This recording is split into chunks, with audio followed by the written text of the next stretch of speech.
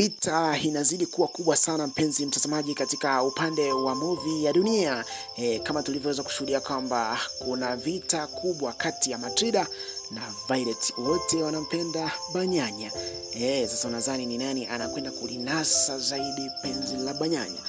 Lakini mwanzoni tumeweza kushuhudia Matilda akiwa yupo katika upande wa Banyanya, akiwa amemteka Banyanya. Sasa nao ni kwamba zamu imehamia kwa Violet. Banyanya mpaka sasa tunazungumza ni kwamba yupo kwa Violet, na Violet anakuambia kwamba nitafanya njia zozote kuhakikisha na mnasa Banyanya.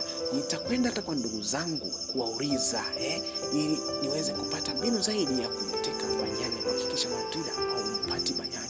So nadhani mpenzi mtazamaji atafanikiwa katika hilo.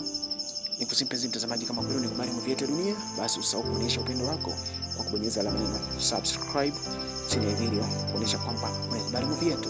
Kubonyeza alama ya subscribe kwa like kwako.